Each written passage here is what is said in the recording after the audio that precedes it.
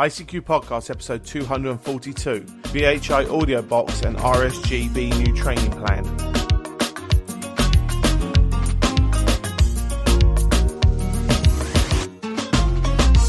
Well, hello fellow amateur radio enthusiasts and welcome to this, the 242nd episode and also our 9th birthday of the ICQ Amateur Ham Radio Podcast, supported by Phil Stevenson, Kilo Zero Papa, Whiskey Sierra, and Rona Morrison, Mike 3, Yankee Mike Uniform, and of course our monthly and annual subscription donors.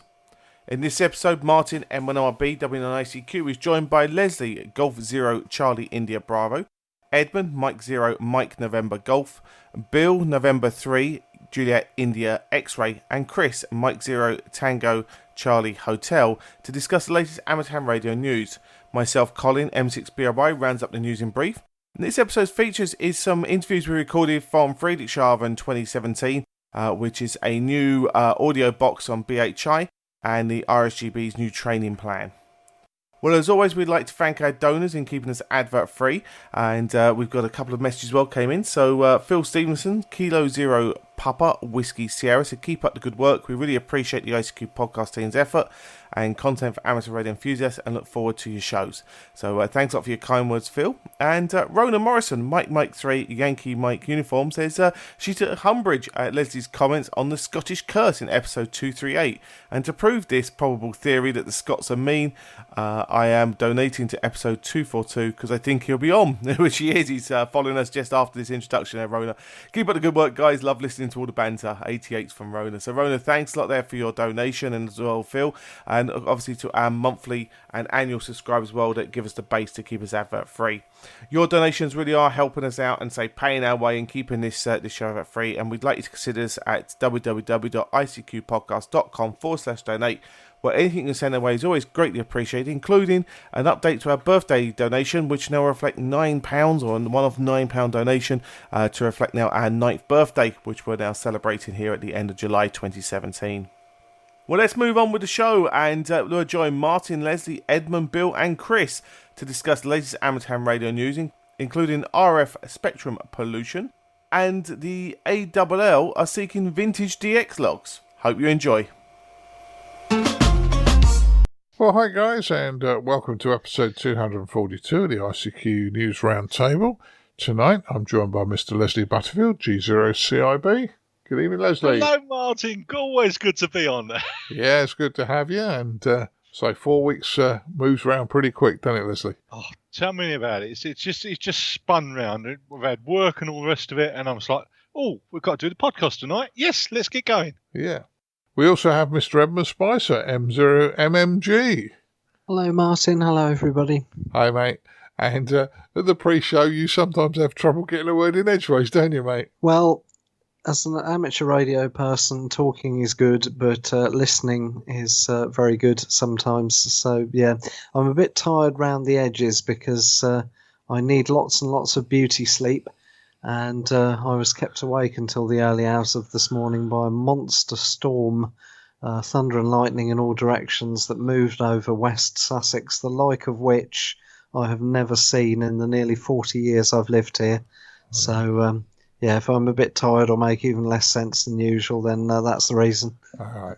Well, at least you're safe, mate. That's the important thing. The family and you are safe and no damage, even though you did have a bit of a restless night. We're also joined by Mr. Bill Barnes, N3JIX. Good evening, everybody. Hi, Bill. It's good to have you back. Your second one with us, and obviously many more to come with a bit of luck from yourself there, but good to have you.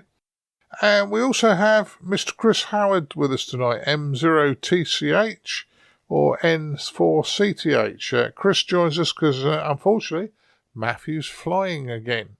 So, hi, Chris. Hello, yes, how are we all doing? Nice to be here again. Yeah, and we've had a long weekend last weekend in Friedrichshafen. We'll tell you more about that later. But I say, oh no, you didn't put the expenses in, did you, Martin? No, I told everybody you was paying, mate. I gave them your credit card. I just had a horrible thought, but I'll leave that. I'll tell you another time. Go on. Yeah. You're not getting my receipts are in the post, Leslie. Yeah. And you're not getting your Scottish cousins, are you, Leslie? About me? Why did you mention Scottish? Go on, tell me, Martin. Well, only because you do every episode, mate.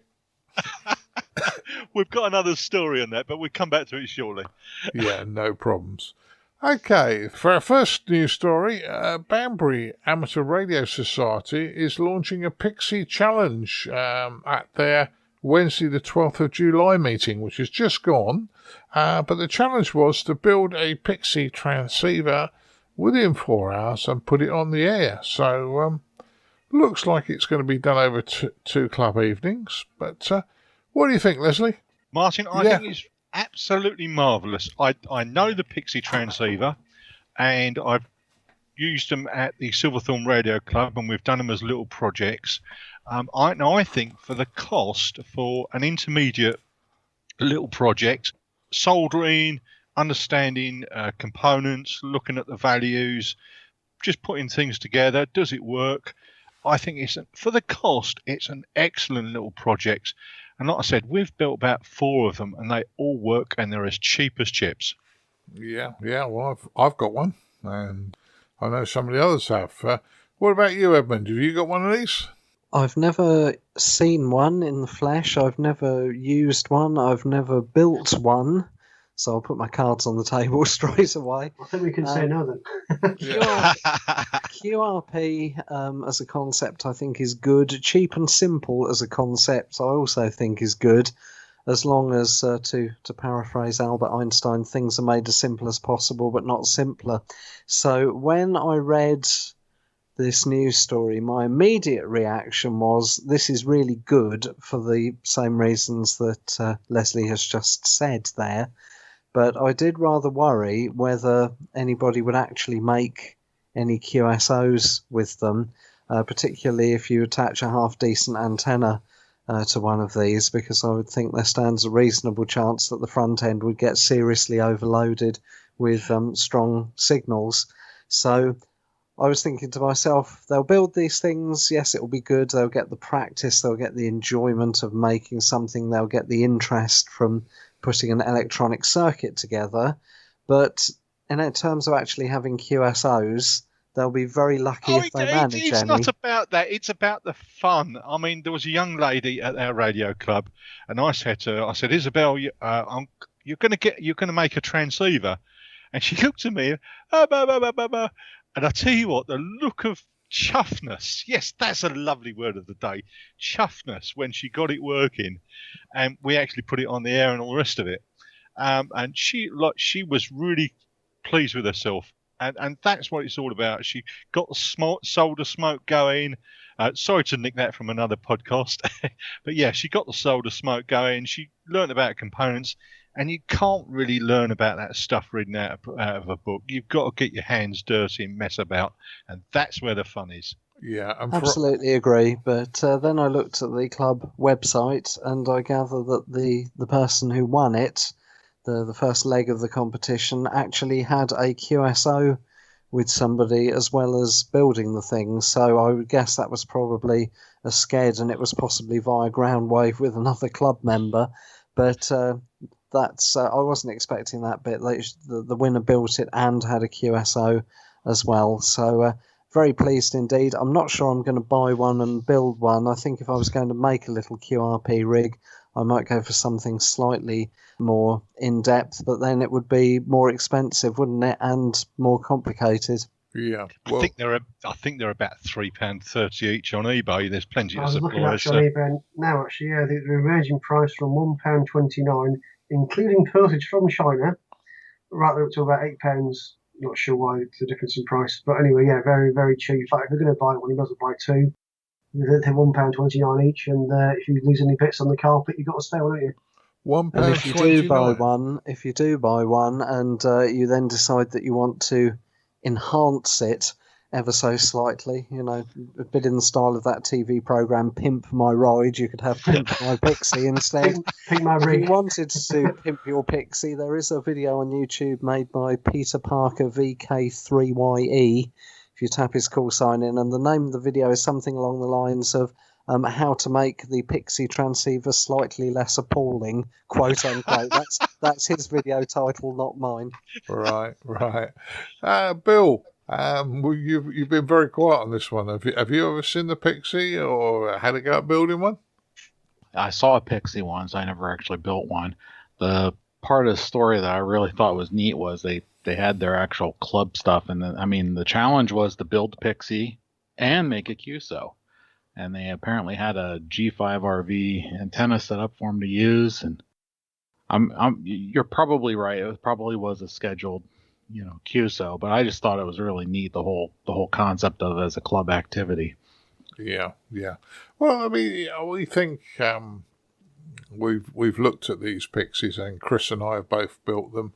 And I remember Chris using his FunCube dongle one Saturday morning when we was at the club, and we were transmitting, and we couldn't see any harmonics, could we, Chris? It was a nice clean signal from what I remember. Yeah, let's face it, for air it's very, very incredibly cheap, and it does work. It's obviously only a few milliwatts. I've forgotten now exactly what the output is, but it's not a huge amount. But for £1.29, you can actually get a radio that works on a single frequency, because it comes with a crystal for 40 meters. I think it's something like 7.02 megahertz, and it works. And yeah, we checked it out, and it looked pretty clean. Yeah. So all in all, I think they're great little things. They're great fun for a club challenge, and the Banbury Club, obviously, the winner sounded like a young lady. So hats off to her. And thumbs up from me as well. Yeah. So we think that was a good one as a group. Now, something that us amateurs have been aware of for a long time is pollution of the RF spectrum. And there's been a hell of a lot of news stories in the last few days based on this, how all these devices that we have in modern life seem to be interfering. And my story, as I was telling the boys very quickly, I was driving across France and Germany last week on my way down to Friedrichshafen, and I had, albeit one of these little FM transmitters, short-range transmitters, and I had my iPod plugged into it. And the iPod was just playing music. The wife was listening to that, and I had the radio, the transceiver on the calling channel, 2-meter calling channel. I had S8 noise all the way across Europe, and I realised it was in the car. Tracked it down eventually. It was the iPod itself, and putting a ferrite on the clamp-on ferrite on the audio lead cleared that problem. But it just goes to show how much RF noise and pollution there is actually out there. What do you think, Bill? Yeah, RF noise is a growing problem. I mean, I've had multiple people tell me stories about these compact fluorescent light bulbs, and even some of the newer LEDs are not RF quiet HF noise. The article you shared with us was about AM radio stations, broadcast stations. They're now, starting to notice that, hey, the noise floor is up, and so therefore, they're having problems getting to the people that want to listen to the broadcast. Yeah. And I suppose their only option, unfortunately, the station's only option is to up the power, which increases the background noise. So it's an interesting one. Awkward. Chris, what do you think? Well, yeah, I mean, as we've got more and more electronic devices in our house and in our car and out and about with us in our pocket, like you say, your iPod or your mobile phone, these have all got components in that resonate, that oscillate, and even if it's only a tiny amount of RF coming out of them, all that added together, you think about all the things you've got in your house. You've got your TV, you've got your computers, you've got your light bulbs, you've got your your satellite box or your cable TV box. You've got all these things, and of course, as we're now getting electronics in more and more products, so we're now getting alarm systems and things that in the past may not have had a lot of electronics, like say your toaster. I'm sure in the future that will have some kind of components in it that have more electronic controls. every time that happens, we're getting more and more little bits of RF that are leaking out of these devices, and it's adding to that noise floor, and it's only going to get worse. And the answer is either to make those devices try to contain that RF and screen them, or to make what we do a bit more resilient to, I suppose. But it does make our life, a lot more difficult. Certainly, trying to pick out those weak signals is getting more and more difficult. Yeah, when you mentioned toaster, I suddenly thought about the Internet of Things and thought, oh dear, Yeah. that could be a potential nightmare All to us. all that little devices that your little security camera or your thermostat for your smart thermostat. That in the past was a very simple device that had 2 or 3 contacts. So now it's a little computer that you can remotely program, and that of course has now got in some highly complicated electronics, and no doubt it's got in there crystals and things that are oscillating. Yeah. Edmund, what's your thoughts on this one? Every time I turn on my HF rig, just before I press the button, I always have this moment of dread where I think, is today going to be the day that I find out that somebody in a nearby house has started using one of these devices, and the HF spectrum is going to become completely unusable. Fortunately for me, it hasn't happened yet, but I've got a nasty feeling that it's probably only a matter of time. And even 80 meters, which is a band I've started to use a bit more recently. A few weeks back, I was up around about midnight local time, and 80 meters had S7 of noise on it, when virtually all of the local houses were in darkness. So everybody had presumably gone to bed, turned their TVs off, turned their lights off, and so on. And I don't really know what the answer is, because even if nothing was produced from right now that caused this electronic pollution, we would still have the problem that we were lumbered with all the equipment out there that we've already got, and it's only going to get worse. I know that people only tend to be concerned by things that directly affect them, but if you're having problems with one of your devices, if you are a non-amateur person, it might not be immediately obvious to you that the reason you're having problems is because of the latest load of cheap, nasty electronics that you've brought into your home in recent times. You might think that it's a problem with the affected device, that it's old, that it's starting to fail, that kind of thing. So I just don't know what the answer is, other than maybe could we as radio amateurs put a campaign out there to try and educate the general public at large that if they're having trouble with things like receiving Radio 4 on FM or something like that, don't assume automatically that it's a problem with the transmitter or the broadcaster or whatever. It could be a problem with these nasty cheap electronics that you've brought into your own home. Yeah, that's very difficult to find that out, because if, as you say, most people only interested in when it actually affects them, but RF pollution is kind of almost invisible to the general public. They, all right, they can't hear their favourite AM station. They just think, oh well, I'll go and buy another radio, or I'll move it to another part of the house. They don't associate with interference. Leslie, what's your thoughts? Well, I'm just sort of listening to the conversation here. Yes, I think the analogy that was used in like the Benbow books on this was that its products are a bit like a roof with a hole in the roof that's letting in the rain and letting out letting out pollution. Interfering with the products, and that's essentially what the issue is about. Yes, we can't see what the issue is. And yes, the noise level raises, and it causes problems.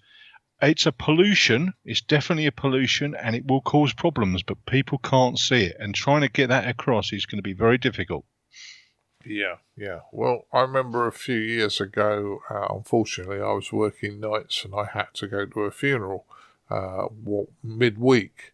And to save switching sleep patterns, I took the day off because the funeral was in the morning. And I stayed up all night and went to the funeral and then went to bed afterwards.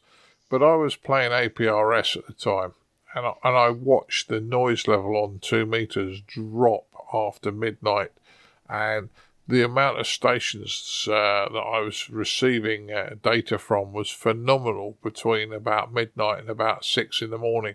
And then as people got up and started switching their tellies on and satellite boxes, and, you know, in fairness, every one of the satellite TV boxes out there, or the dish on the roof, has got a transverter on it. The LMB is effectively a transverter. Transverts from 10 gigs down to 2 gigs. Everything's got oscillators in it, and background noise just comes up phenomenally. And it's one of those things. I don't really know what we can do. As Chris says, everything electronic these days has got an oscillator in it. It might only be radiating a small amount, but everything radiating a small amount means the whole background noise goes up.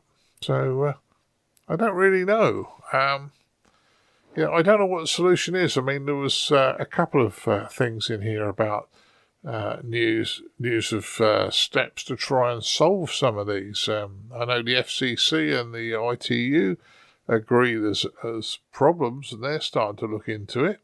I don't think this is a medium wave issue, because as we go up in frequencies, as amateurs go up in frequencies and we start using the microwave bands for amateur radio, I am sure that a lot of these devices will interfere with us just as much up there. What do you think, guys?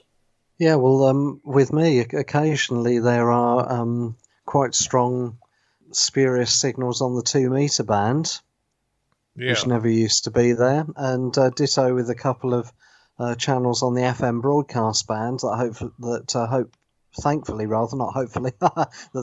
don't overlap with any stations I want to listen to. So yeah, we're definitely moving in that direction, I think.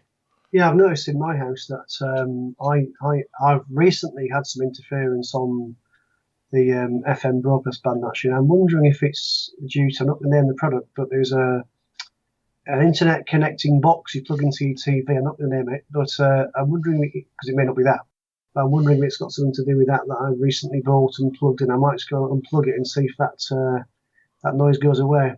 That's an idea. Yeah. Just unplug it and see what happens. In fact, on that very subject, so I do actually get on 20 meters on, and it's actually every so many. It's I've forgotten what it was, exactly what it was, but it's every so many kilohertz I get a beeping sound, and I thought, well, I wonder if it is something in my house. So I actually ended up turning the entire house off at the main switch, on the main for the main switch of the house, and powered the rig off a battery, and the noise was still there. So clearly, it wasn't anything in my house that was causing the problem. But it could be a next door neighbour. Could be, or it could be something further away. But yeah. Yeah. Bill, are you having these problems in the States or where you live? Yes, they're having the problems in the States. No, I haven't been affected by it yet. I live in the country. With houses few and far between, so I'm temporarily isolated from a lot of it. Although I will say, one of the stories I do have is from back in the 90s. I lived in a different part of grid FN11 I used to live in. I'm in FN10 now. But I would drive home every day, and the local repeater I listened to, as I passed under a cable box, I always got a noise, so I called the cable company, and after about 2 or 3 weeks, I saw a cable truck out there replacing an amplifier, and the noise went away. They were probably having problems, and they didn't even know it until somebody reported it. Yeah.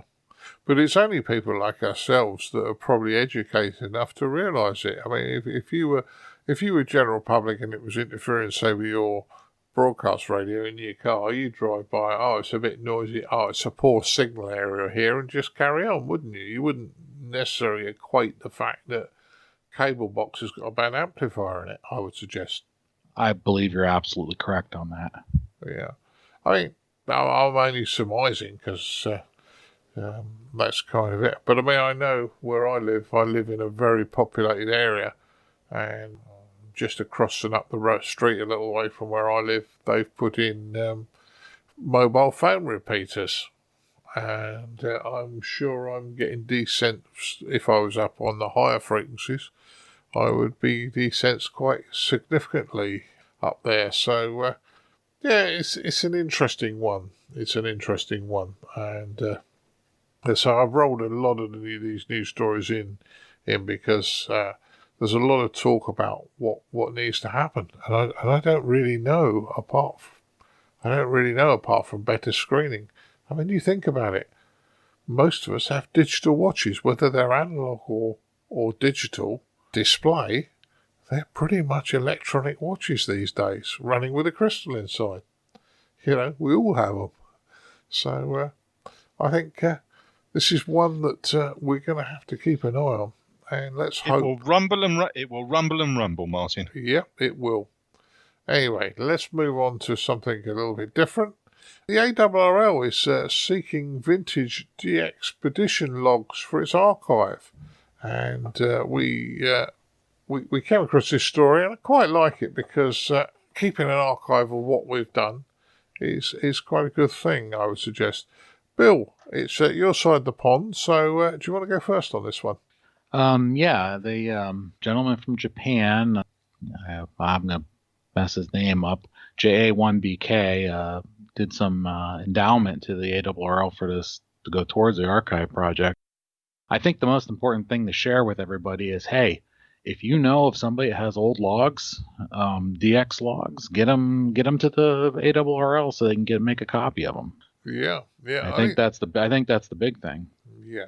Yeah, and I think it's good that we are interested enough to want to recollect them or collect them and keep them as archive, because at least we can see if things are improving, or maybe the things are not improving because of the noise floor, which comes back to the noise floor again, doesn't it? But there you go. Leslie, what do you think? I think it's a good idea. I mean, things like this tend to be used as research material many years later. Somebody, sort of a student or something, sort of says, oh, yeah, I want to have a look at this, that, and the other. And really, we don't know what the material is going to be used for, but I do think it's a good idea that there should be a record of these things.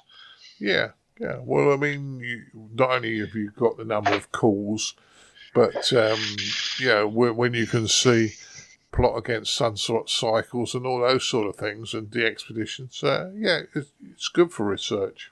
I was going to say it's a sort of thing, modern technology, things like big data and, large data warehouses. You can get all that information now into a sophisticated computer system and actually do lots of analysis on that sort of thing. There's lots of techniques now that are available to do analysis on huge data sets. So the more information that they could get into that archive, the more information that could then be used in the future to be able to pull out things, figure out trends like you were saying, as the noise floor changed, as the things change in the ionosphere, and if that can grow, then that's great. And of course, nowadays we have things like DX Cluster and online logs, things like Club Log and others, where that information is already in the computer format anyway. So actually, that sort of thing can be put into some large data warehouse. That could actually have some useful research benefits. Yeah, good one. Edmund, yourself, what do you think on this? Yes, I agree. I haven't got any logs up my sleeve, and I'm thinking maybe that propagation studies and looking back at glorious sunspot cycles of yesteryear, whilst feeling not too good about the conditions that we've got on the bands for the time being. But absolutely nothing to add to what the other presenters have said. Quite agree. Yeah, that's good news. Well, there was some strange signals and mysterious oscillations happening on 28 megs, our frequencies, based in Africa. And the IARU monitoring system picked it up on the 1st of June this year, 2017. So I think it's a good thing we monitor. What do you think, Edmund? You go first on this one. You've been... Well, I always read these when they come out, and it was quite heartening in the most recent one to see that a few formal complaints had been lodged and action had been taken. But if you read these on a regular basis, there are certain trends, certain themes that just seem to be there time after time. For example, the buoys out in the ocean sending data at the bottom of 10 meters, CB users using frequencies not allocated to them, taxi controllers in various parts of the world, French amateurs not respecting the band plan on 80 meters by using AM right down the bottom of the band. Broadcast stations, there's one from Ethiopia, there's jamming from somewhere else in 40 meters. And there are quite a few of these that just keep on being logged in these bulletins time after time after time. So without wishing to decry the doubtless really good work all involved are doing, I don't really know what, in practical terms, we can do about those intruders, really. Or am I being downbeat and pessimistic, Martin? No. You're being realistic. We have to keep complaining and explaining to people you're on our frequencies, because all right, let's be brutally honest. If somebody's using 28 megs, 10 meters, it's a pain for us. It's a real pain. But it's probably not life-threatening. If they continue to get away with it on our frequencies, what's to stop them using aircraft frequencies or maritime frequencies where you could have loss of life? So I think controlling it is important. So I don't think you're being wrong here. Leslie, what do you think? I'm just listening intently to the conversation and sort of seeing what's being said. But yeah, I do think you're right. It's important to keep an eye on these things. And yes, there are IARU reports that crop up every now and again on these things. That's about it from me on this subject, Martin. No problems. Bill, yourself, any comments on this one? Just one brief one. I actually clicked on the newsletter and read it, and the second item, mysterious oscillation on 28 megs that was recorded by DK20M on June 20th. Okay, I really want to know what that is. That is the neatest pattern I've seen in a long time. Yeah, it was interesting, wasn't it? It was a very good document. The PDF files are a very good document and well worth a look for any of you. Chris, yourself? Yeah, I thought it was actually really interesting. It's the first time I've seen this report. And some of the logs in there sort of quite detailed, showing, from different parts of the world, the frequencies and the things that they've heard. And clearly some of these things have nothing to do with amateur radio. So it's either going to be someone's done it by accident, or they just don't care, and they don't get, they're not respecting the internationally agreed, frequency allocations. But it is quite fascinating, the sort of things. I'm with you on that. That's a very interesting pattern, isn't it? That appears on 10 meters there. But yeah, these guys are doing good work. They are reporting. We aren't just letting them get away with it. We are actually at least making them aware that we are listening and we are noticing this. And for example, random one here, Brazilian CB is on 10 meters. For example, running AM. But it's hundreds of examples here, which have got very detailed things going on. Some of these are clearly somewhat, should we say, clandestine activities. Some of the sort of spy sort of number station type activities, and some are just people running taxi companies and quite a few fishermen and that sort of thing. So it's quite interesting, but obviously it's also a bit of a concern that they operate where they shouldn't be. Yeah. Well, it is slightly disappointing to note that a tiny minority, admittedly, but a number of the intruders are radio amateurs. So, for example, I think I mentioned, didn't I, there's several references to French amateurs not respecting the band plan by using AM on, I think, 3550 in the CW section. There's also another couple of references in there somewhere to somebody, I think, in Italy who is running, now what's the quotation, an uncoordinated and unwanted beacon. There you go. Yeah. So we sometimes are our own worst enemy, but as I say, I think it's a good thing we monitor this and go forward. Last news story, RSGB Examination Standards Committee have just put out a report showing the number of amateurs in the UK that passed exams in 2015. Doesn't seem a phenomenal amount to me, but it doesn't look that much down. Chris, you did a bit of a graph on this. Doesn't look that much down on previous years. So looks like we're doing okay, I suggest. I think there's been a gradual, fairly slow decline in the number of the people that pass the exam, but I don't think it's a huge number. But we aren't in the UK. We aren't talking about huge numbers anyway. So so the last year where we got numbers 2015, they're saying the number of foundation exam passes was 1,475. It's not a huge number for a country with the population of the UK.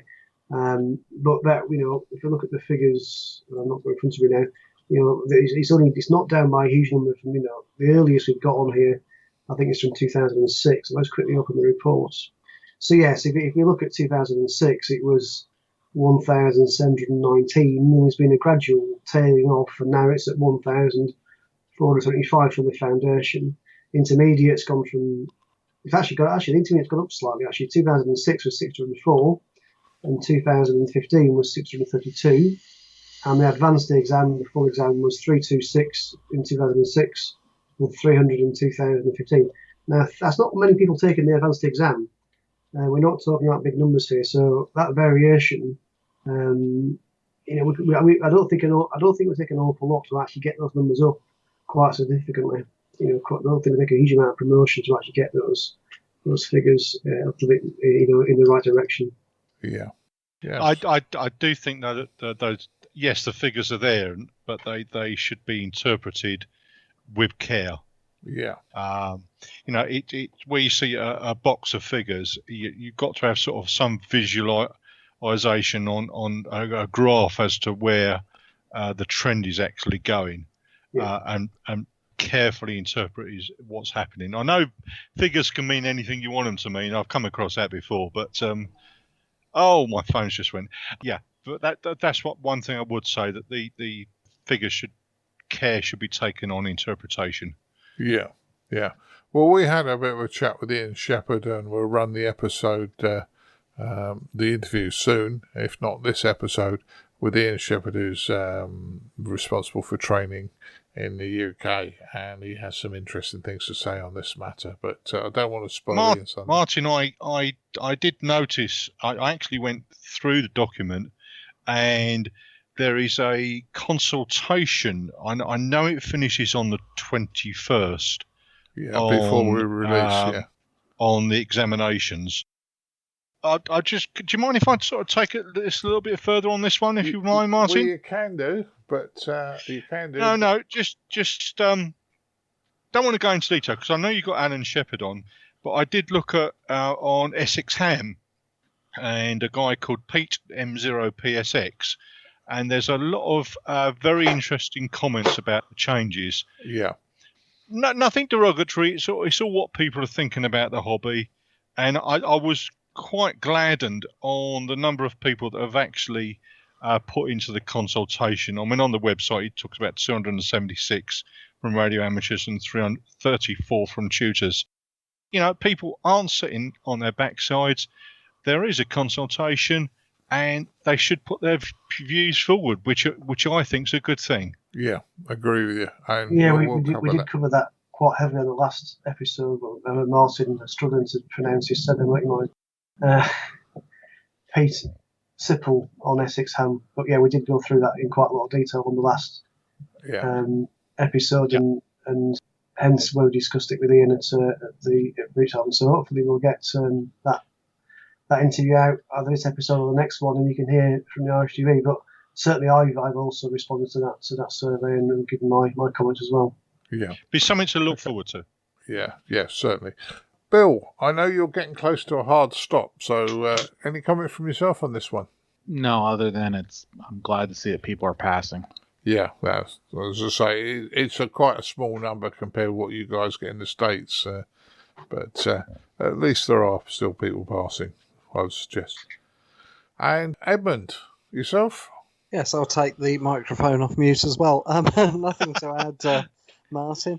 I just wonder if maybe not many people are passing the advanced license relative to intermediate and foundation, because perhaps fewer advanced exams are run in the country. Maybe is that the reason? Possibly, but we'll talk more about that with Ian Shepherd. With Ian, yeah. So we'll catch that one up on that one. Okay, guys. Well, I'm going to call that a halt to the news roundtable. Say, interesting, the noise pollution problems. Guys, we always talk about what you've been up to since last episode, and Bill, you're getting close to your hard stop, so I'm going to get you go first. What have you been up to in the last months, amateur radio-wise? We got to enjoy the ARRL annual field day exercise. Mm-hmm. The comical story was I was invited to 3 different clubs for 3 different reasons, and I got to 0 of them. That's a shame. We had some issues with the kids. All right. But maybe next year. I did get outside at what I call the post-game show. After field day's over on Sunday, there's always a bunch of stragglers that end up having QSOs and rag chews, and I was tuning around the bands, listening to them afterwards. I did work a few from home. We had a special event station, the 13 colonies, right around the American 4th of July holiday. Right. I actually worked all 13 again. I was very happy about that. And this year I did it QRP. Well, now I get to puff the chest out a little bit. Yeah, nice one. And finally, there's a new digital mode. Other people are talking about it, FT8. I got to play with that back in June and early July. I had to compile some code. Well, now they've got a release candidate out there of WSJTX 1.8 release candidate 1 or something like that, which has the mode included. It's different than JT65. It is different, but it has similar kinds of QSO qualities where you're just changing a grid and a signal report and moving on. But instead of being that 45-second transmit receive length, it's 15 seconds. Which is actually pretty neat because you get those bursty little conditions like sporadic E and stuff. It actually might work on a little bit better. And I was all excited. Last week or the week before, I worked a VK2 station at 6:30 a.m. on a sunny morning, very sunny morning on 40 meters using the mode. Very excited with 8 watts. So... It's something new to try, so we'll see how it is taking off. 20 meters and 40 meters on evenings for sure in the States is very, very busy with traffic. Yeah, I noticed you had done this FT8 mode and from some of your posts, so glad you put some meat on the bones because that sounds really, really interesting, that Bill. And as I say, shame the cherubs didn't allow you to go to field day, but we have to keep active and we have to deal with the hand we've dealt with, don't we? Yes, and it's okay because it's one of those things that things worked out a little bit better in the end because we ended up having a great weekend. That's good. Okay. Go on, Leslie. What have you been up to? I got 2 things to mention. The first thing, if you don't mind, is I understand we got a letter from one of our donors. We did. Oh, tell me about that. Well, Colin tells me that this lady was complaining about you, Leslie. What did she say? Come on. Oh, I haven't got the letter in front of me, but something about the Scottish curse and you referring to her as squeaking or something. Oh, I found it. You have. I took umbrage at Leslie's comments on the Scottish curse on episode 238. To prove this probable theory that Scots are mean, I'm donating for episode 242 because I think he will be on. Keep up the good work, guys. Love listening to all the bands. 88 from Rona Morrison, MM3YMU. Well, very good evening, Rona. I know she listens. And she lives in a little place called Caithness, which is about as far north as Scotland. But I didn't know our signal goes all that way, so I'm delighted you live. And I do apologise for saying Scots are mean. Well, I should think you should, Leslie, at that. And I'll read some humble pie on that. Yeah. Well, I think on last count, the ICQ went out to over 100 countries, and I know Scotland is also part of the UK, but it's a country in their own right. So effectively, I think we go more than 100 countries anyway, where it goes. So that's good news, and always good news to hear from somebody, especially. Absolutely. Especially. So, what else you been up to? Well, the other thing, I'm just trying to sort of, if people can please visualise this. You know when you know all those really neat wiring jobs you see that are totally spotless and perfectly symmetrical. Well, that's not my shack wiring actually. Isn't it? No, if you got a big pot of spaghetti and threw it behind the cupboard, that's what it looked like. Yeah. So I spent the whole day ripping everything out, and I thought, no, I can't do that anymore. And I ripped everything out, and I've made it all neat and proper. So that's what I've been up to. Yeah. I can never understand how you put it all in neat and tidy, and when you come to take it out to do any maintenance, it always just turns out spaghetti, even though you put it in neat and tidy. Oh dear! But there we go. These jobs have got to be done. They certainly have, mate. They certainly have. Edmund, yourself, have you been up to? Oh, you've been operating your special event station, haven't you? I have, yes, from the 20th of June to the 18th of July inclusive, and the call sign, which was Golf Bravo 6 Charlie Romeo Alpha, has now passed to somebody else for a month, and then somebody else for the month after that, and so on, all the way through till the end of 2017. And GB6CRA is to celebrate the diamond anniversary of WACRL, which is the World Association of Christian Radio Amateurs and Listeners, of which I am a member.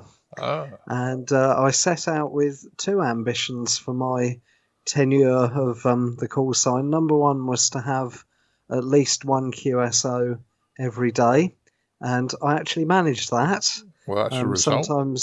Sometimes it was only one QSO per day. I came close to not managing it on a couple of occasions, one in particular where I'd worked a very long shift at work, then gone straight to a retirement do afterwards, and I didn't get home until very late at night, but somehow I managed it. The other ambition was to have at least one QSO on every band that exists, from top band through to 23 SEMs inclusive, and by the skin of my teeth, I did it. But the one that I nearly came unstuck with was 12 meters, 24 megs, and it wasn't until the very last afternoon that I had the call sign that there was a sporadic E opening and there was life on 12 meters. The band had been completely empty every other time I'd listened to it during the month, and then some sporadic E came along and I had 8 contacts in a row. So one of my favourite bands, 12 meters, didn't let me down in the end. Sounds good, and it sounds good, wasn't it, Evan? And certainly achieving your targets is also another milestone. I mean, I find if you have a reason to operate or a reason to do something, it always works that much better, doesn't it? It does. The other band that I thought was going to let me down was 15 meters, 21 megs, because that was empty every time I listened to it. Yeah. And then the IARU HF Worldwide Championship happened. And then suddenly it was as if somebody flicked a switch, and that band was crammed full of 5 and 9 signals as well. So I know we know this, and I know I've said this before, but if you tune across a band and there's nobody on it at all, that doesn't automatically mean there's no propagation to anywhere. It could mean that there's fantastic propagation worldwide, but nobody is calling CQ. Yeah, so that's why I use the beacons. So stick a CQ call out anyway. Yeah, that is true, but not every HF band has beacons on it, does it? No, but a sticker call out is probably the best advice on that one. I'll tell you a beacon story. So I was over in the States and I had on me my handheld, and my VX7 will actually receive HF, even though it's obviously on receive and on AM. And I was passing, I was on the tour bus passing the United Nations. Hang on a minute, United Nations New, they've got a beacon. So I found the internet on my phone, tuned into the frequency, and there was nothing sausage, and it turns out it was offline. I thought I was getting really excited about picking up this beacon from the United Nations building in New York, and it was turned off for maintenance. So never mind, they're not always on, I suppose. Next time, mate. No. Next time. So it's all over for me now, but I'm sure I will do a post-mortem write-up on QRZ.com. So if you have a look at my own call sign, Mike 0, Mike November Golf, on there in the days and weeks ahead. I'm sure I'll get around to writing a detailed breakdown of where it all went wrong, propagation mainly, and also where it all went right. And there were more good things than bad things. And can I very quickly say hello to two people who I worked? Of course you can. One of them, I worked round midnight on 80 metres with S7 worth of noise. And I live in a semi-rural area, remember, so if I'd been in the middle of a city, it would have been horrendous. But around midnight on 80 metres, I worked at a gentleman in Kent, which is the next county along from where I am. And that was Mike 0, Papa Mike Charlie. And he gave me a call and he said, I think I recognise your voice. You're on the ICQ podcast, aren't you? And I said, yes, guilty as charged. So if I ever work any of our listeners, I always like to say hello to them on the podcast as well as on the air, as you know. So that was Paul, Mike 0, Papa Mike Charlie. That was a couple of weekends back at the witching hour on the stroke of midnight. And then more recently, changing frequency slightly, going up to UHF, Golf 7, Alpha Foxtrot Tango / mobile on the Isle of Wight. That's Carl, I think. Let me just double check that because I'm going to look really stupid if I've got that wrong. Carl on the Isle of Wight. Yes. Oh, actually, I say he was on the Isle of Wight. We worked him through GB3IW, the 70 SEMS repeater, which has recently been upgraded, so it now works even better than before. And it worked pretty well before anyway. And Carl is also a regular listener to the podcast, and it was a lot easier copying him using Crystal Clear FM than it was using SSB on 80 metres at midnight. But there we are. Out of the 182 QSOs I had all told, 2 of them were with ICQ podcast listeners. So a very good morning, good afternoon, good evening to you both. Yeah, and it's always nice to mention the podcast listeners. And it proves that us podcast presenters do actually do amateur radio. So nice one, Edmund. Chris, what have you been up to? Go on, tell us. Well, I think you know, Martin. So I haven't done a huge amount of radio, but we, as you know, we have been to the Frederikshavn Ham Radio 2017 events. We spent last weekend there, Martin, and you and your glamorous assistants. Oh, she was Mrs. good. Butler. Yeah. And we had a great time. Or certainly I had a great time. We had lots of chats with lots of interesting people, some of which we have recorded for our listeners to listen to, and they'll be coming out on the next couple of podcasts, I believe. I'm not sure which ones are on this one, but we had lots of chats with people, lots of chats with different manufacturers, different national societies, and other people. So it was great. Also got to meet some people that I've met before. Interestingly, some from the UK. They happen to be out in Germany. So it's great to always put a face to a call sign and a voice. So that was all good. Interesting story. We did interview Eric Schwartz from Ellicraft, and again, I'm not sure which episode that one's going to go out on. Before the interview, I was chatting with Eric about various things, and he was talking about some of the rules about what you are and aren't allowed to sell in different parts of the world. So we were chatting earlier about interference and especially on the 28 megs band and people doing naughty things. I didn't realise in the States you're not allowed to sell equipment that can be used, that's openly able to be transmitted on the 11 meter band on the CB band. So he was telling us all about that, and that was quite interesting. So yeah, had lots of fun, spoke to a lot of people, and it's the usual long, exhausting weekend, but certainly worthwhile. Yeah, certainly was. Well, I'll agree with you. We had a great time down there. I took Mrs. B with me. I went down a day early, spent a day in the area. We thoroughly enjoyed that. We did 2 days at the show with Chris and Ed, and Carol and I both enjoyed ourselves. We had lots of good interviews, a number of which you'll hear over the next few weeks. And generally good fun, and I thank everybody that made Carol's life more entertaining at the rally. She's not a ham in any which way or form, but she enjoyed herself, and she was quite chatty. And I think you'll agree, Chris, she knows more than she lets on, doesn't she? I mean, when we were having meals, she gets it, I think. We do need to get her to do a fan nation license. I know she doesn't want to do it. No, she don't want to do it. I think she'll find it quite easy. I think she's been around much long enough to pick up a lot of things without even realising it. Yeah. So, it was a good one. Amateur radio wise, well, apart from we were going to use the handy talkies at Friedrichshafen for the show, we didn't end up using them because Ed had programmed his own one up wrong, or couldn't reprogram it. And pretty much mobile, I don't tend to operate mobile tremendous amount when I've got other people in the car with me. More for the fact I feel it's a bit awkward and not awkward, but a bit unfair because they're with me, that I should give them my time. But yeah, I didn't hear much driving across France or Germany. It was dead quiet on the two trips in and out on the 2 meter calling channel.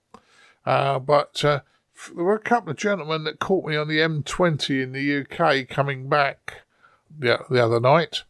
And I'm terribly sorry, I can't remember names and call signs because I was driving. But they spotted me past them in the fast lane, and then started putting calls out on all sorts of frequencies, trying to work out when I'd hear them. And Carol was in the middle of a phone call, so it was about their third call I went back to them, and we had quite a long chat. I believe it was the chairman and one other member from the Bath Club or from a club down that way in the West Country, because they were on their way back to Bath. So I got home at 10 o'clock. They wouldn't have got home till midnight. And they must have followed us fairly close all the way across Europe. And Edmund's right. If you don't put the call out, people don't come back to you. So, yeah, I was listening, nothing happening, and I think they were probably as well. But we had a contact on the M20, and they now know about the ICQ podcast. So, win-win situation. So wonderful. Yeah. So all in all, another good fortnight in amateur radio for me. I'd like to thank each and every one of you for joining us. Bill's had to leave us because he has family things to do. So Bill N3JIX has left us for the evening. I'd like to thank Mr. Leslie Butterfield G0CIB. It's been a pleasure, Martin. Blast as always. We try to make it, Leslie. We try to make it. And you leave the Scots alone, right? They are nice people, honest. I know they are. And, okay. I'd like to thank Mr. Edmund Spicer M0MNG. Thanks for having me on, Martin. It's been good fun as always. Thanks, mate, for joining us, as I say. And we must try and catch base at some point in time next time I'm down on the south coast. And finally, I'd like to thank Mr. Chris Howard, M0TCH/N4CTH, for joining us for this episode when Matthew was away. Yeah, no problems. Great to be on again. And that was another fun time. Yeah. Okay, well, I'll say 73's, guys, and we'll do it all again soon. 73. 73. Cheerio. 73.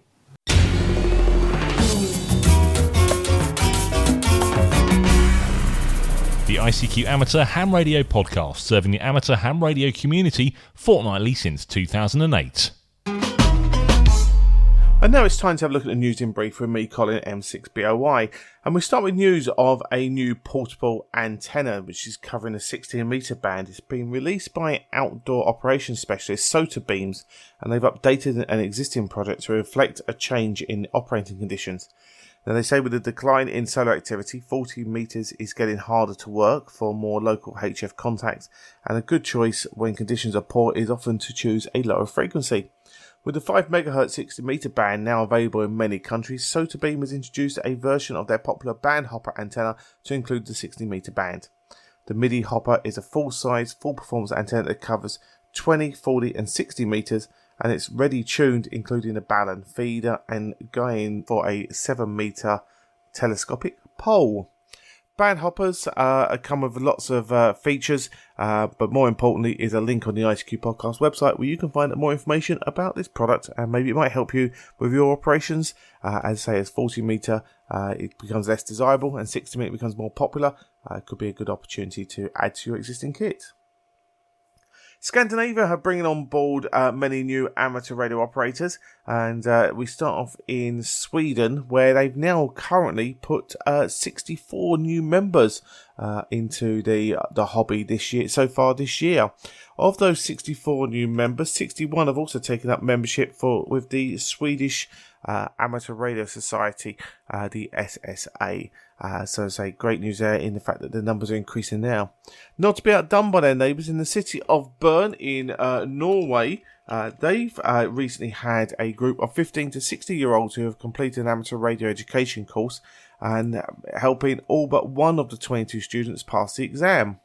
Interestingly, Norway has a single-class amateur radio licence, which potentially only requires you to answer a paper of 28 single questions to get the equivalent of a SEPTA Class 1 licence, equivalent to a UK full exam.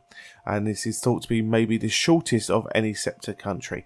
So, interesting news there that say we've got about 100 new amateurs online there in Scandinavia. So, guys, I hope you enjoy the hobby.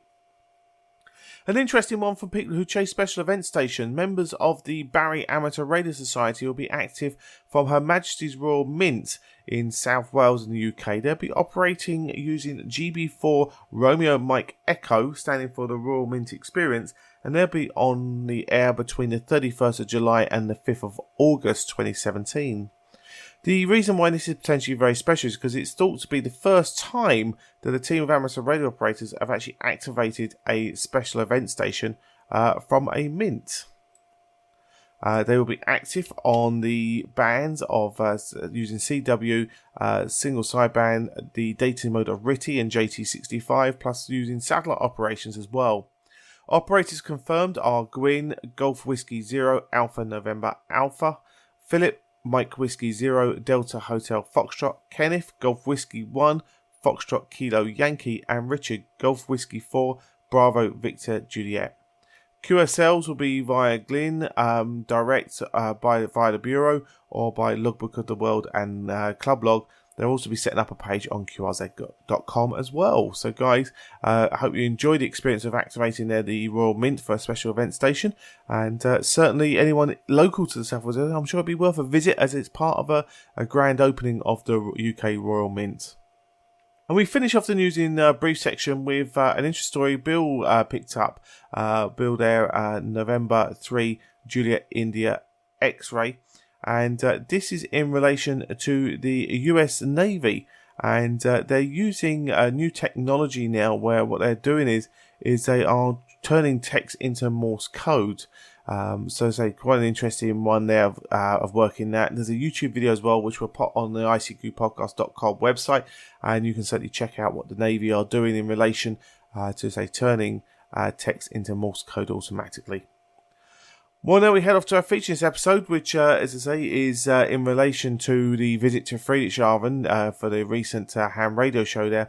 And it's a new product from BHI on their audio box range, the ParaPro EQ20, and also discussions with the RSGB regarding their new training plan for the UK. As always, guys, hope you enjoy.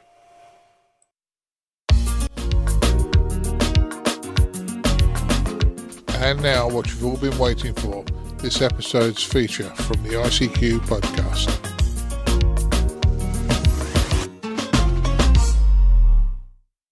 Okay, so we're joined by Ian Shepherd, G4EVK. Ian is an RSGB board member, and I believe you're responsible for examinations. That's right, so yeah. So, a big hot topic at the moment, certainly on the podcast, last episode, was around the newly released exam review that's come out and some changes that are being proposed around the exams. So Ian, what can you tell us about that and what the origins of that has been? Well, it started some years ago because it was felt that the technologies that we use in amateur radio weren't reflected in the syllabus. So we needed to think about, or they needed to think about, bringing it up to date. And then it was looked at and found that the last review was many years ago, and there have been license changes and it's been piecemeal fixed. And it was about time that the whole lot was looked at. So this is a full grass and roots review of the whole thing to really bring it up to date then, essentially. That's correct, yes. So there's been a little bit of, maybe not criticism, there's been some feedback around it making it more difficult, especially at the foundation level. Yes, indeed. The main point was there that it was felt by Ofcom, who are the regulators, of course, that the intermediate level was a little bit nearer foundation than it was about to the advanced level. It wasn't a smooth progression. So, having brought in some of the new technologies at the advanced level, some of the things had to be taken out of there and were put into the intermediate level to bolster that up a little. And some of the things there then had to go down into foundation. But it was filling the bottom of the pot, so to speak, and that is not really the intention. The intention was to keep the foundation level approximately the same as it was in terms of difficulty and scope, but bolster up the intermediate and update the advanced. This was a draft. It was the first attempt. Okay, it's been worked on for 2 years, but it was a first attempt, and the number of responses we've had has been formally over 100 now. Okay. And a lot of informal ones via emails and other reflector posts and so forth. And all of them, every one of them will be considered and changes made where necessary. So you are very keen to get feedback from amateurs and tutors and things to really sort of build that back into the process. Yeah, absolutely. There was a little bit missing where although there was great efforts put into telling people that this was happening, there was a perception in some people's minds that this was being thrown over the wall and this is the way it was going to be. Not at all.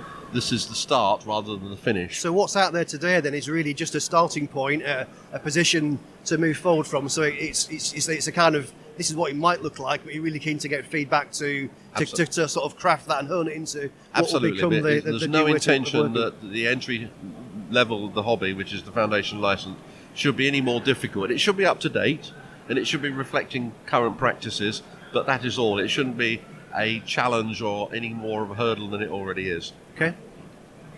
That's good. So how do people go about providing that feedback? I believe there's a website somewhere or web page? Yeah, there is. On the RSGB website, there's a SurveyMonkey form. Sure. It's long. It's, I think, 12 pages, but people don't have to fill it all in. If you're only interested in antenna, just fill that section in. Or if you're interested just in technical stuff, fill that one in. Whatever you feel comfortable with. Excellent. So you've heard it here. So guys, if you've got some feedback, please let Ian and the team know.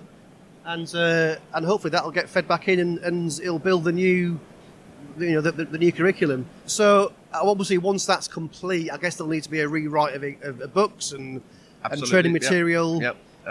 Will there be the 3 levels of books are, well, there's 4 books, of course. So there's the 3-level tutor guides, and then there's the exam secrets book. Yeah. All of those are being refreshed. Sure. But the authors have been appointed, I believe. Mark is dealing with that. But they will be out in time for the new exams, which will be at least a year from the date we announce the new syllabus, which won't probably be until the first quarter of 2018 now. Okay. So a bit of time yet and in terms of this survey, do you know when that's that closes on the 21st of this month. So we haven't got long then. So if you want to get your comments and feedback in, you need to do that quite quickly. But no, that's been really useful, so great to clarify that. And then moving on, Ian, another recent innovation we've seen is the new online exams. Yes. How's that going? That's going well. We're running advanced level at the moment, and we've had 30 plus people take it. Doesn't sound a large number, but there's not that many taking advanced anyway. Yeah.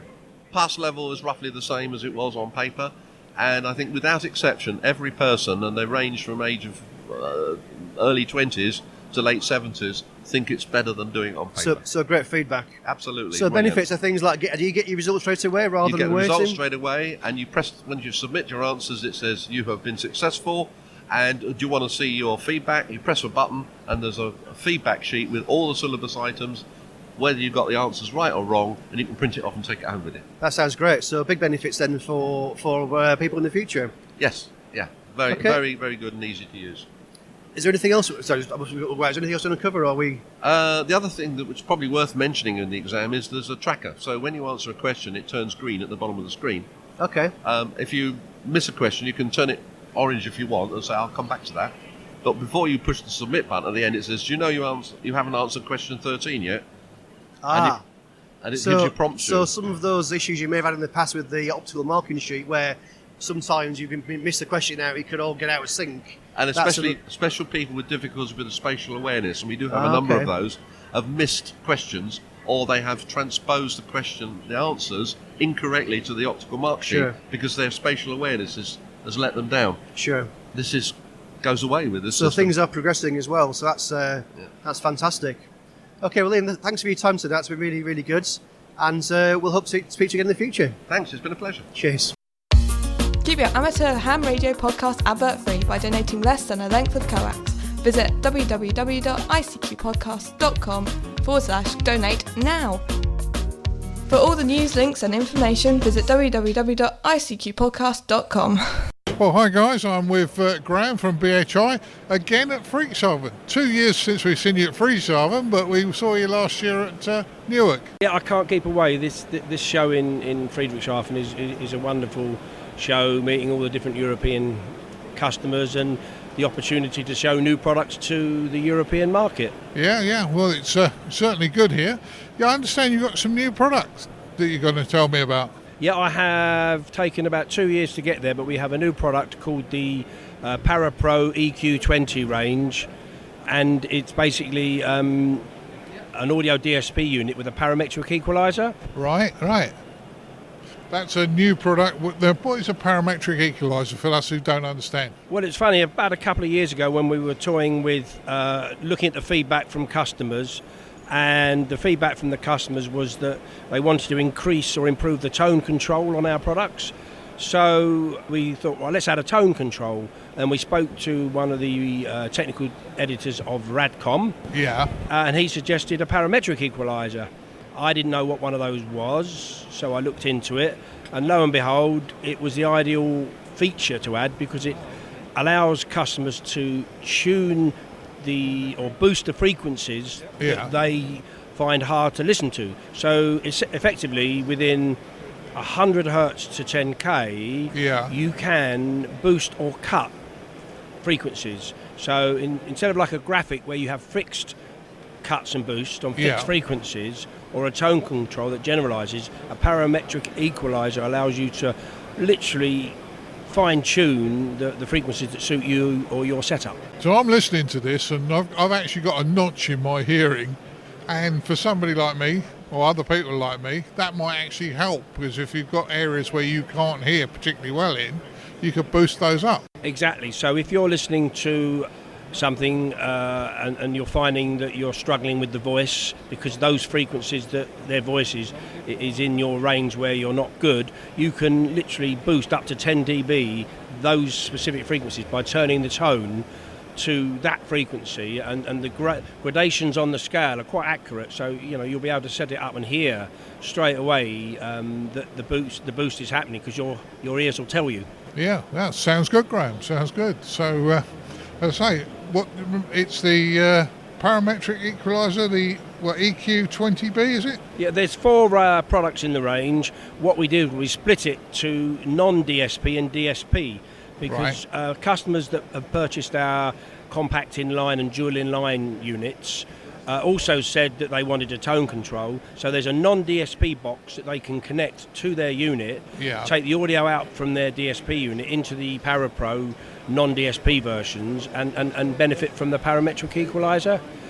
We've also added Bluetooth, so you can have a DSP unit with or without Bluetooth, and you can have a non-DSP one with and without Bluetooth. Bluetooth is useful, so some of the more modern radios have got Bluetooth, so you could Bluetooth to our box and then just stick headphones or your own speakers to the output. So I guess effectively it can actually turn your passive speakers into Bluetooth speakers by connecting them to the box. Very good, very good. So it sounds like you've got a lot covered there, and a useful addition to your product range. Yeah, definitely. We weren't sure how it would go, and we made a batch of 20 and they're sold, and I've got back orders of 30 already. Martin Lynch and Sons placed a nice big order when he saw it in Dayton, which was great, for a dealer to do that and get that support. So that's good, that's good. Well, as I say, I wish you all the best at the show, Graham, and we'll see you again. Yeah, no, that's great. Good to see you again.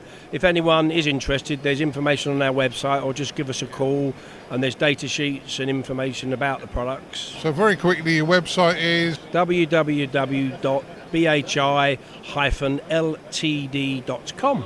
Thank you very much, Graham. Well, still at Friedrichshafen, and I'm with Nick Henwood, G3RWF, who's the current president of the RSGB. Good morning, Nick. Hello, good morning. So nice to meet you. Nice stand as always at Friedrichshafen. So I haven't been for a couple of years, and we spoke to your predecessor last time. But tell us about yourself, Nick. Well, I'm in my second year as president of the RSGB. You're allowed 2 years before you're allowed to escape and enjoying it, and it's great to come to Friedrichshafen. It's a good gathering. Lots of people come. I mean, first thing today, lots of RSG members coming along just to say hello. As you'll gather from my call sign, I've been a radio amateur for a very long time, over 50 years, and I've been an RSGB member for over 50 years too. So that's sort of my background. As a radio amateur, my interests largely are HF radio, and I'm very keen on DXing, and probably in the last 10 years I've made most of my contacts from Africa, just to be slightly different. Yeah, there's nothing wrong with that, because it's the hobby's that wide. It's nice to have a speciality that you do, and calls from Africa must be become an expert in that area and working that. Well, I've usually gone there to do voluntary work as well, and also to go on the air. So that's a very interesting aspect of amateur radio still for me, I think. Yeah. As I say, I always think going out to do amateur radio, mobile or portable or whatever, if you have a reason to do it, you get more enjoyment out of it. If you just go and set up in a field and you haven't got a reason to do it, then you don't seem to work as many. No, that's true. When I first went to Africa, when I was pretty young, I mean, finding equipment was very difficult. All weighed tons, all sorts of complications. You were very much kind of rare person in a place where communications wasn't that good. So you got a big buzz out of that. Yeah. But now, of course, radios are very much lighter, and so are antennas. So it's much easier in many ways to go places, take your radio with you, and have some fun.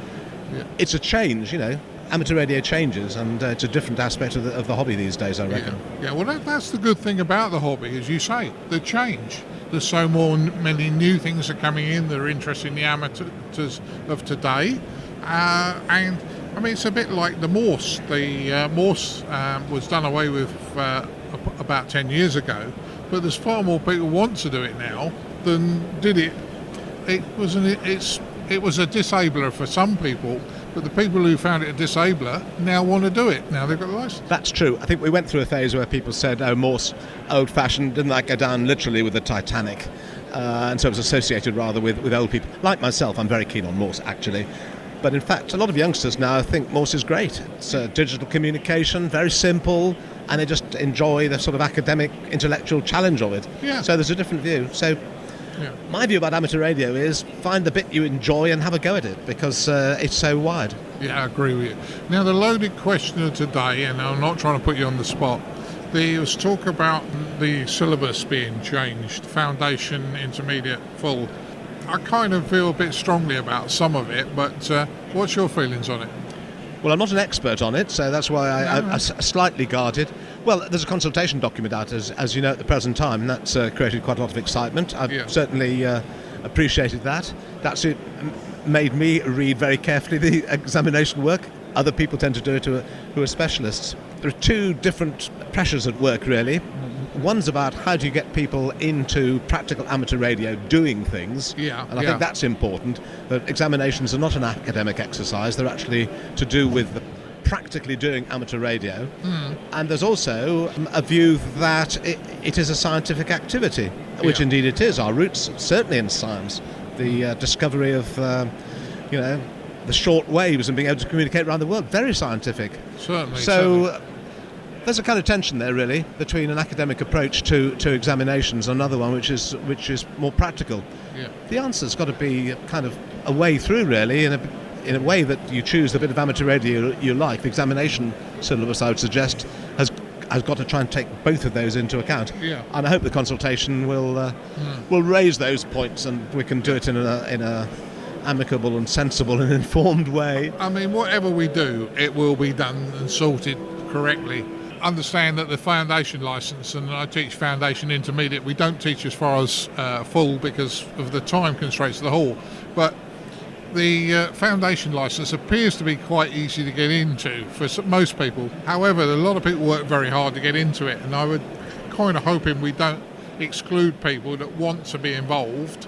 But I think where we could toughen up a bit is between the intermediate and full, because the foundation license is a start. There's not much of a technical jump between the foundation and the intermediate, but there's a major jump between the intermediate and full. And I think realigning the intermediate would probably be better. And that's my personal, and I'm not asking you to agree or disagree, but so if you disagree with me, say, but that's where I see it. I'm not enough of an expert on it in terms of, I haven't been a member of the examination committee or anything like that. But, I understand the point you're making, and I hope lots of people are making that point. Really, it does disappoint me. Occasionally people ask me to present, certificates, foundation, all those things, and I usually ask young people, I hope, and say, are you doing, what are you actually doing with amateur radio? Are you doing anything at home or in club or whatever? And very often the answer is, well, I've done the examination. And actually, that's not really what it's about. It's about it being part of being a radio amateur. So, I think that's part of what you're saying as well. And there also needs to be something that draws you into getting more qualified. Actually, there's got to be something in it, not just passing an exam. Most people have had enough of passing exams just for their own sake. I agree with you. Okay, I'm a full licence holder. I could quite happily run 10 watts. I'm not nearly always QRP. So the power is not the big thing for me, but it, as you say, getting people into the hobby, and us as a club, our club I belong to, certainly involve youngsters, and we have on-air sessions at the club and all sorts of things and play days. So, like you're doing with Yota and things like that, involving the youth has got to be important for our hobby. In no ways about that. Couldn't disagree with that. I think you're spot on. Yeah. Anyway, are you enjoying the show today? Yeah, great. Yeah, seems to be going quite well. I went to the opening. I've just kind of returned. Yeah. But no, I think it's very good. Of course, the big event for us is tomorrow, which is Yota, Youngsters on the Air. The pennant, as it were, passes to the UK tomorrow afternoon. And so we're going to do the launch here on the stand at 3:30. Yeah. So, that is not far away. August, as you know, in Gilwell Park. Youngsters from countries all around the world, just short of 100, I think, youngsters, and they're all going to be coming, and I think they're going to have a really great time. The response within the UK, I think, has been terrific. The number of people who've provided sponsorship, small, large clubs that have divvied up, they've seen as an opportunity to try to put something into the encouragement of young people. So. Looking forward to that a lot. Well, I'm actually looking forward to it. I spoke to Steve Thomas this morning about that event. I've had an invite from Gilwell Park to come, but I was told it's an RSGB event and I need to talk to you guys about it. So there's a fair chance I'll be along to cover that one as well. I'd like to. So. But I'm certainly planning to be there. I think I'm coming a couple of times, I think. Yeah, they asked me to drive a minibus, but I said I didn't really think I could trust myself. Hey. Wasn't an objection in principle. I just think I'm too worried about young people's safety. Yeah. But I think it'll be a good one, and I think it'll be very good. It'll be good for the UK. Yeah, it certainly will. So thank you very much for your time, Nick. It's a pleasure. Pleasure to chat to you. Enjoy the show. Thank you. Thank you very much indeed. Well, hi everyone. That comes pretty much the end of our show as we wrap up this show with the feedback there the guys picked up at the Friedrichshafen 2017 show. Great to hear that BHI are releasing new products into the market, and obviously the RSGB and the new training plan. Lots of potential there, news that's going to be happening there in the UK going forward. Talking about that, actually, we actually had some feedback here from Ian McCallum, Mike 0 India, Mike Charlie. In relation to this stuff about training, and we covered the training stuff there a while back in relation to the foundation intermediate license, and Ian sent us a mail there, Dad, say that he thinks the changes are much needed on the overhaul. He said around his area there's a fair number of people who've got their foundation license and have never progressed in over a decade. On its own, this isn't a reason enough to change it, but some of these people use the cover of having an amateur radio license to legitimise having a HF radio, then proceed to use it primarily exclusively on 11 metre CB frequencies. So that's Ian's feedback. Also from Scotland, Ian MM0 India Mike Charlie. So Dad, how does that fit in there with your perception of your conversation with the RSGB? Well, you guys will have heard, if you've got this far through the podcast, have heard Ian Shepherd's feelings on the new exams. And I actually agree with what's going on now. I've actually sat down and you heard about 6 or 7 minutes. Chris and I sat down with Ian Shepherd for the best part of 2 hours, believe it or not. And it would have been great to have had the microphone running, but we were talking very candidly and discussing a lot of things. Having a HF radio to legitimise doing 11 metres? Why? You don't have to. If somebody wants to be a CBer, then go for it. I mean, I know nowadays CB, I think, allowed something like 10 watts, and you're allowed SSB. So there's no point. If you want to be a CBer, be a CBer. If you want to be an amateur radio, be an amateur radio. If you want to do both, fine. But, you know, there's nothing. I mean, CBers have always been well known for breaking the law and running more power than they should. So, you know, buying an HF rig and getting it converted to 11 metres is still going to happen regardless. And when I worked for a dealer, and the last time I was in that dealer, there was somebody in there buying a rig, and the last question the guy said was, could you convert it to 11 metres for me? Okay, it's wrong, but the customer's right. You know, they should turn down the power.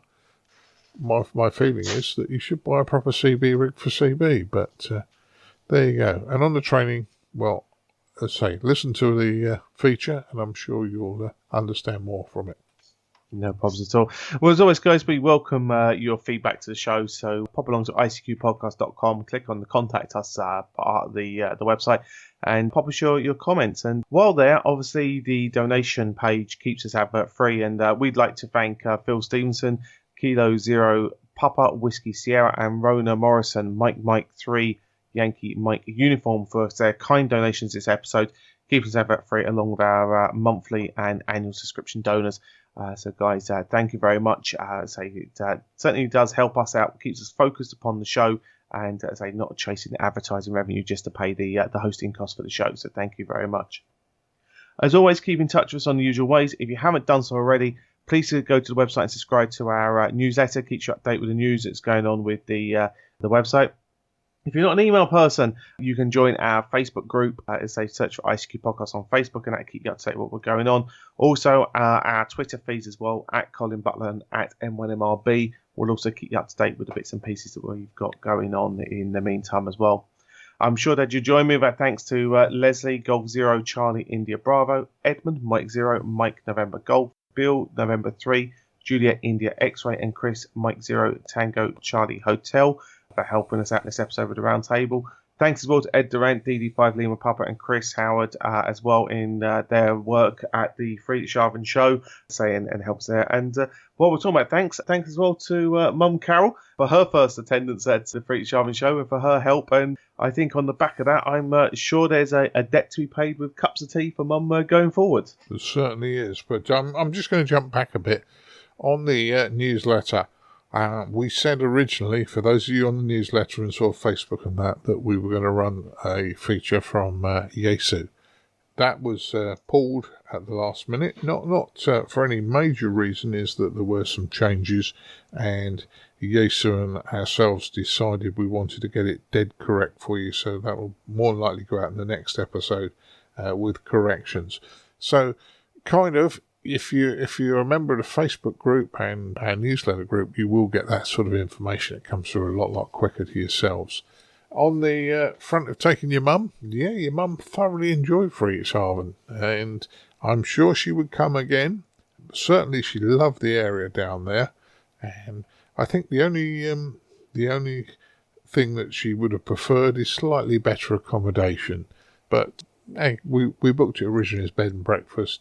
I think she'd have liked her hotel room more, but You'd be grateful. I thought you were going to take a tent with you and put her in a tent. Well, Chris was talking about camping at one point in time, but no, and I drove past the campsite at Friedrichshafen, and if it's where I think it is, it's just at the back of the venue, so you're really close as well. So looked interesting, but yeah, I think your mum will go again, and I think although we try very hard, Chris, myself, and Ed, to get her into amateur radio, I don't think she'll do it, but Ed was trying hard. He even bought her an ice cream, Colin. Oh, geez, he definitely put the effort in. Well, let's wrap up this show then. So you better go pay off that tea debt and, as I say, get some cups of tea going.